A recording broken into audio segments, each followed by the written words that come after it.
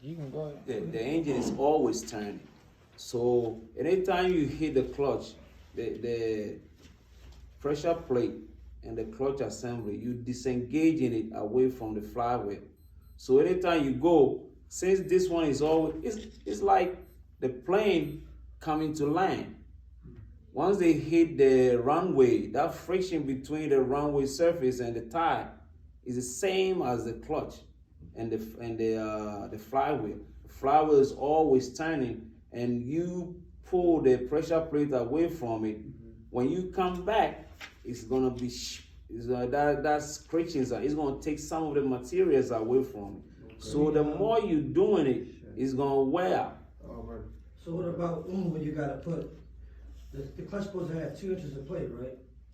It went from 1 inch to 3 inches is good. So what about when you gotta put the clutch all the way to the floor? Is that a sign of a bad clutch? It depends on the system you have. If you have a hydraulic clutch, you're going too far to the floor, it's spongy, it's air in your hydraulic system. It needs to be bleed. But if you got the mechanical, the linkage, Right. and you going, the pedal, before you start having a resistance, like the clutch working, pulling, the forks pulling the release bearing from 1 to 3 inches is good, 2.5 inches is good. Okay. When you go to the forks to the release bearing is 1/8 of an inch, the size of a quarter. And then the release bearing to the clutch brake supposed to be 1/2 inch. So if you got all those measurements correct, you should be able to get it. You shouldn't have to go all the way down. Right. If you're going all the way down, maybe your linkage needs to be adjusted. You know, maybe the fork is all the way. If let's say this is the release bearing, the fork is all the way over here. It's supposed to have from here to here. It's supposed to be 1/8 of an inch. It's so just a small plate. You know what I mean? And then the clutch brake, the back of the release bearing to the clutch brake is supposed to be 1/2 inch. So if it's too big, then you adjust to 1/2 inch. I just replaced the clutch last week, but before I replaced it, I had to. It was like it was real. I had to put it all the way to the floor. Yeah, but Right. so You got a truck now? Yeah. Good. Yeah, finally got one. I remember when you first called me, I was living on Caroline You Street. was on Carolina, I was living on Allen Street. Yep. Yeah. That was what, 2019? Cause we started on Baltimore Street, remember? Right. Yeah, I can't, I was you working, said man, my what? years Yeah. are what you speaking of, Lee? running together. Right. To speak on it, on the back side of it, is the clutch. I know it's different types of clutches. So it's a hydraulic clutch. Right. Hydraulic pump. Hydraulic actuated.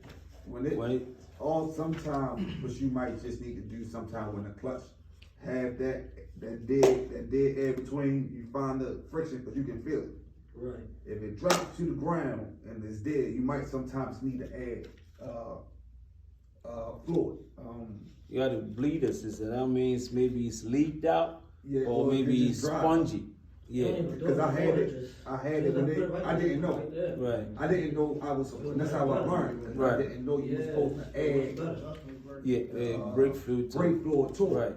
And that's all I had to do was add the brake fluid Right. and pump it and get it going back through the system. Yeah. And it came back up and all that. Right. Some of them just need fluid. Right. So adjacent to the clutch is the transmission. What's the, not exactly, what's the average lifespan of a transmission, manual and automatic? How often should you change the oil on both? How often should you change the filter on the automatic? And the repair costs to change To change, I think How y'all doing? the mileage before you change the fluid in the transmission, it depends on the system you have, I would say. Some of the transmission don't have coolers on them. And when they don't have cooler on the transmission, the fluid, it gets real hot. And when the fluid gets real hot, if you run it over 100,000, you asking for problems, because when the fluids get real hot and the the particles that's supposed to protect the bearings and the transmission have the brass for the synchronizers. They're gonna start wearing out faster than they're supposed to. You know what I mean? So you have to check the system you have. If you have a cooler on it, it takes a little longer to change it. I got one. I just found out at the end that was extra $1,600. Yeah, but if you don't have a cooler, on it, you go like 60,000, 80,000. And you're talking about the oil right now. Oil, yeah, the transmission fluid. A lot of guys don't change it. Throw a truck about maybe 2-3 years, never change it before. So when is the best time to get the bottom end done? That's going to be another one of these questions. Let me finish the transmission. Yeah. Right. Because we want to get it itemized. The whole purpose of this is, all right, we had our time where money was flourishing. It's not now. That's why I updated the titles of the older books for when we were having a field day. Now, if you're not prepared to get down and dirty and get some grease on your back, you're not going to survive. Mm-hmm. Or if you don't stay on top of your maintenance and catch them before it happens, you're gonna get taken out of the game. You're gonna be caught out of state. That why he said he fixed on somebody's truck for free. I paid $2,700 on the side of the road, trying not to go to a shop. Then I got to the shop. They told me they didn't have a used ECM to check it to see if I actually need one. So even though they had a fleet of trucks just like mine, they sold me a brand new ECM for $4,700, and then I left. I'm in Oregon, and got 100 miles down the road, and the truck cut off.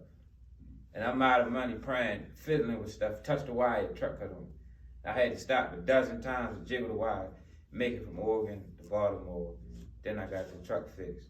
But what I'm talking about is if you don't take the time to learn your vehicle, you're gonna get taken advantage of. Yep. My truck cut completely off from that little wire. Truck cut straight off, like everything. Alright, so you talking about with the oil cooler, right? Yeah. Alright, so what's the difference and what's the lifespan of if you replace the oil cooler or you bypass the oil cooler? On the transmission, Yeah. the previous, like I would say, older trucks, they didn't have it on there. They still work, but if you bypass it, I bypassed one today. Before coming here, I bypassed one today because I didn't want to do it, but Freightliner, he got a Cascadia with Cummins in it, and the line runs all the way down the side to come to the radiator. They gave him both lines, but the adapter that goes to the radiator, they don't have it. So I cap it off. Otherwise, he's gonna lose the transmission. He thought it was the engine oil that is leaking from the oil pan. So when I check it, I was like, you don't need to change it. He said, no, change it. The mechanic said that's what he needs. I said, okay, if I put it on, your transmission is gonna go bad. So guess what? When we want to go check the fluid, I don't check transmission fluid by putting my hands in it. When I opened up the fill plug, it should pour out. It was nothing, I couldn't touch it. So almost 3 gallons went in there. So he was like gradually, the way it runs down, you're gonna think it's the engine oil because it's right beside the oil pan.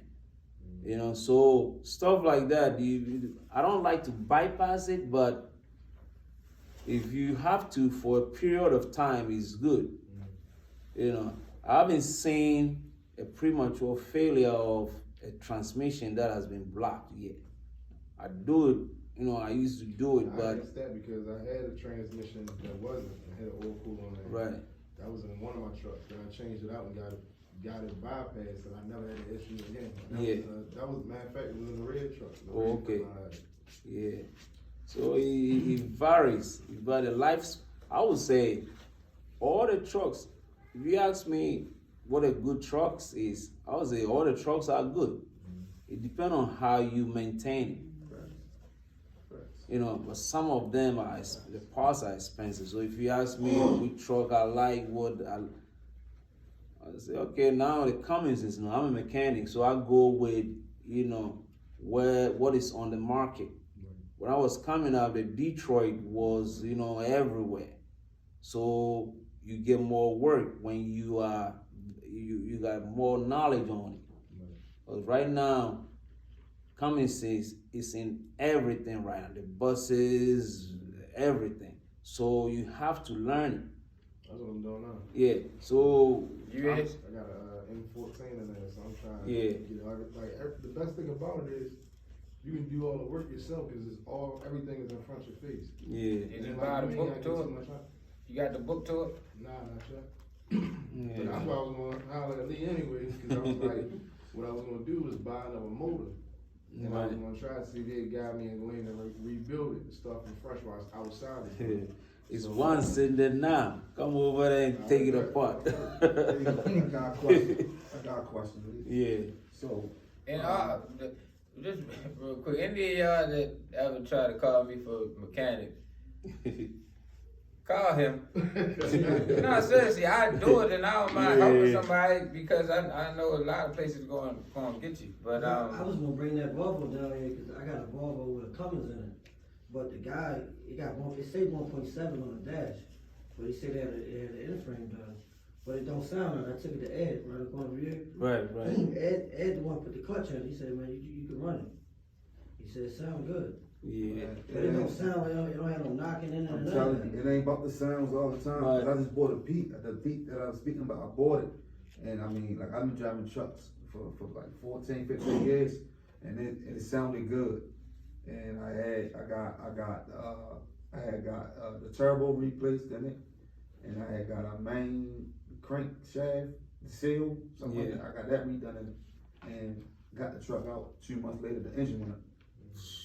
So, the turbo, that's what I'm gonna Yeah. ask you. So as far as the turbo, I got the turbo redone when I got the seal redone. The truck broke down and it's been sitting. I just got it back. I just got the engine put in there. Okay. But now the turbo is throwing oil through the intake. Right. So I got a turbo, right? Yeah. But the turbo that's throwing oil through the intake, the turbo don't even got 5,000 miles on it. Like I just bought a new, it's just been sitting. Right. So should I send that turbo to get it redone? Did you change the air filter when you replace the turbo? The air filter. Yeah. The So engine. the air filter's in it. So if the air filter's new, You change the air I filter. didn't change it since the job, but it is new. It was replaced though. Right. It's recommended that when you replace the turbo, you gotta change the air filter as well. And then which air filter? the engine air filter. And then from what you are telling me, the previous turbo put oil in the system, in the intake. So all your CAC is full with oil. The mechanic took it apart and cleaned the CAC, or he did it. I can't. If I they know- didn't, So the truck is deleted. right, So when he redid the engine, took the old one out, put the new one in, he still had it hooked up. He had it hooked up as if the DCF was right, hooked on, was on the truck. right, So I don't know, like I know I had to take it back to him because I started leaking fluid, started leaking coolant and oil. right, So when I took it back to him, he asked me like, is it the, I'm like, yeah. So he had replaced hoses, but I'm still having this problem where though the intake valve is bypassing oil. So I just went and got a new turbo, right. but I know the turbo that's on there is not, like, it can't be that far blown because it's new. And they need to check it, because that's the reason why I ask you that is when I was working at Freightliner, they sent me to school in Bridgeport, New Jersey, and was talking to the instructor.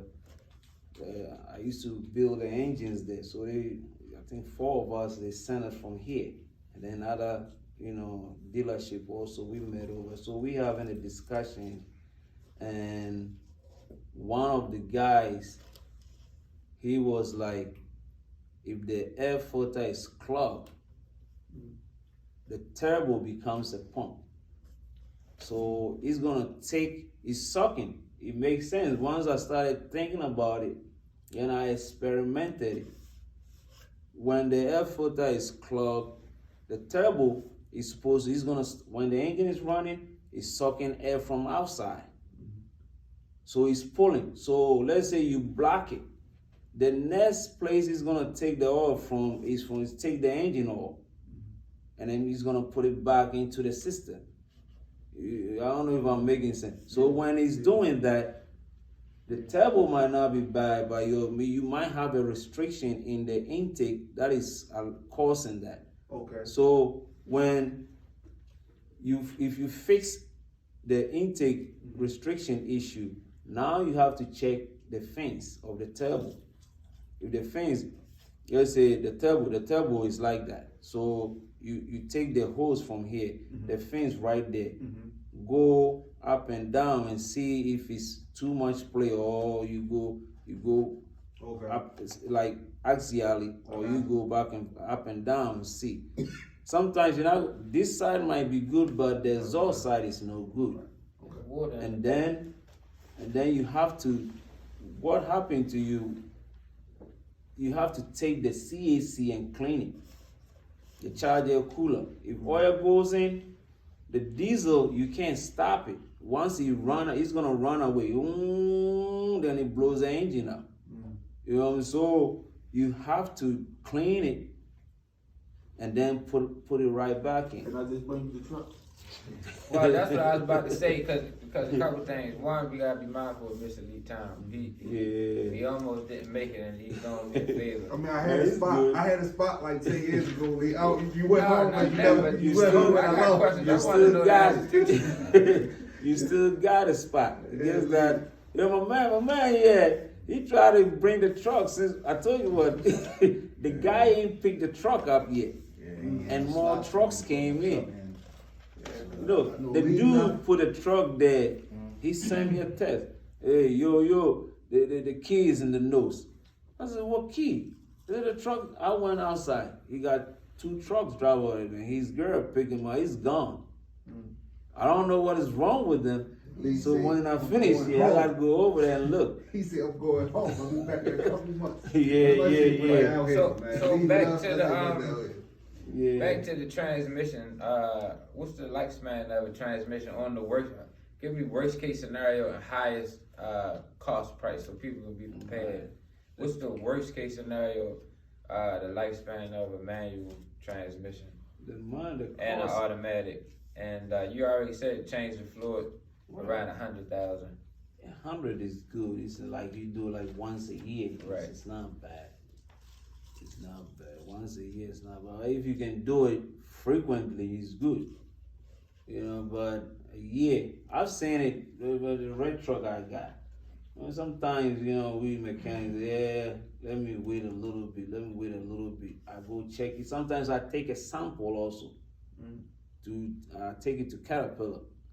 Even though the truck is a Freightliner, they're gonna check your oil for you. So once you take a sample, the moment you start noticing, they're telling you, okay, you got molybdenum too much percentage in there, now your gears are wearing out.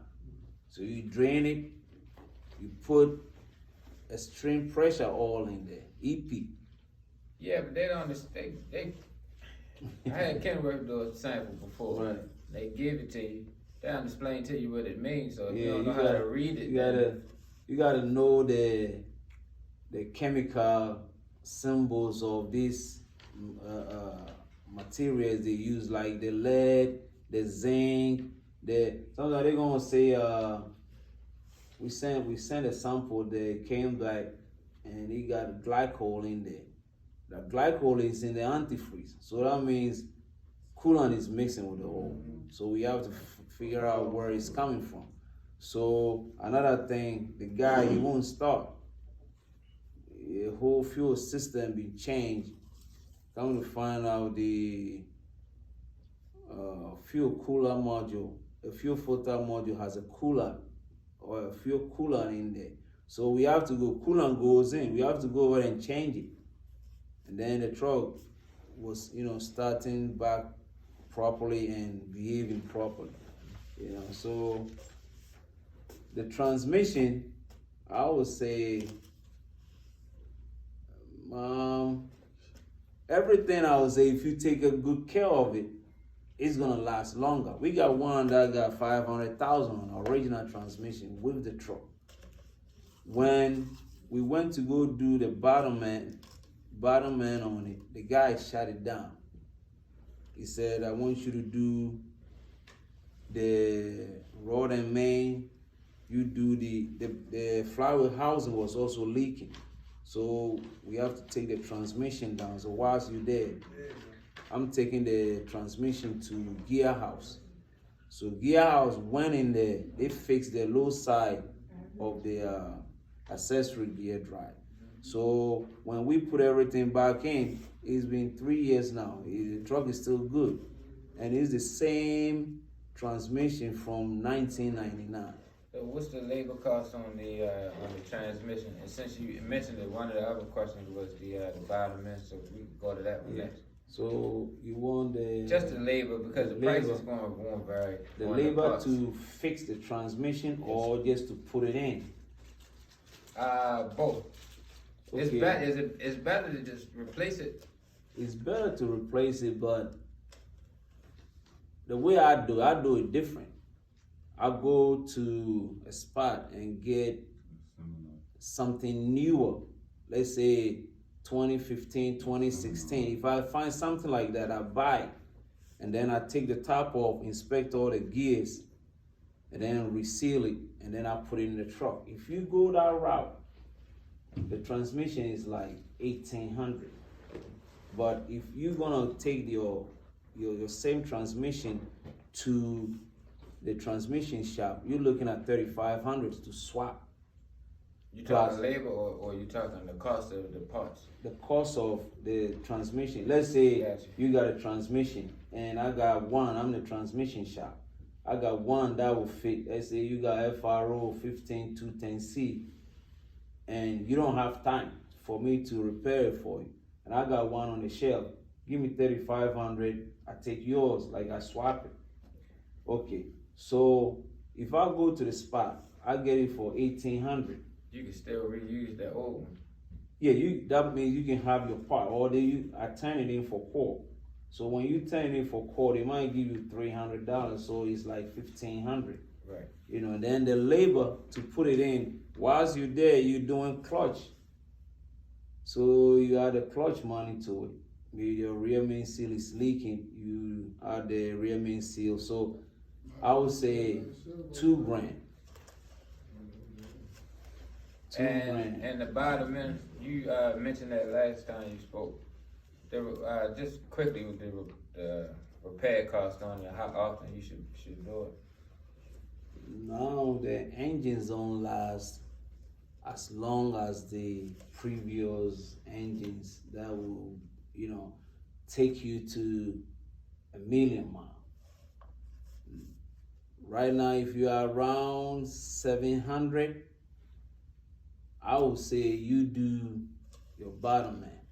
And the repair cost? The repair cost, the parts, it depends, it varies. No, I'm speaking labor. The labor, that's what I'm Because we saying. cut into your time earlier. We can just do the I'm labor good. as Yeah, well. I'm good. Yeah, if we doing the bottom end, the little shops, they do like 1,000, 1,200.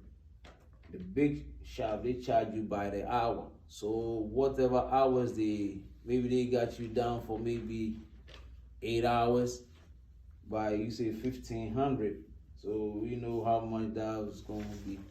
And to go back to it, what we were on earlier, you already said the air dryers is good to do it at least, 3 times a year? Yeah. We spoke on the turbos. How long should a turbo last and what's the repair cost? The turbo, the main reason why the turbo fails is the air filter. If you don't change the air filter frequently, it's gonna start, the turbo is gonna pull. Regardless if it's good, it's pulling air. So if you don't change the filter frequently and it's clogged, the turbo is gonna start pulling the metal particles from the filter. And when they come in, they hit the vanes on it. So sometimes when you look at the turbo, if you're on the field, look at the turbo, you're gonna see the the turbines, they are like chips and stuff from is from the air filter. So if you operating in, let's say, a dusty area, you need to replace it frequently. You know what I mean? So before I go further, let me show you, since we're talking about bottom man, let me show you this thing. Okay. This is what I Need was. the table? Need the No, table? I'm good. I'm gonna just hold it and show you. How many of you have DD15 or DD13 or Cascadia? You want the chair? No, it's good.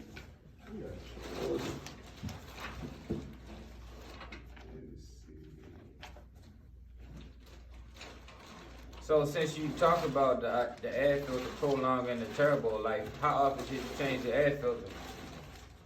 Every quarter? Yeah. When you see this is the oil pump manifold. Can you bring it over here, please? Well, I don't want you to, soil. Oh, you want? Okay, let me bring it so that. Nah, they they ain't gonna be able to see it. Yeah. But what I can do is Like this right here. This is the oil pump manifold. It's in the Cascadia DD13 or DD15. This is in the oil pan, and then it's bolted up to the bottom of the engine block, and then this is in where the sump is, the bigger part of the oil pan, and then you got a tube going to the pump. Okay. The bulletin is saying you should change this at 250,000.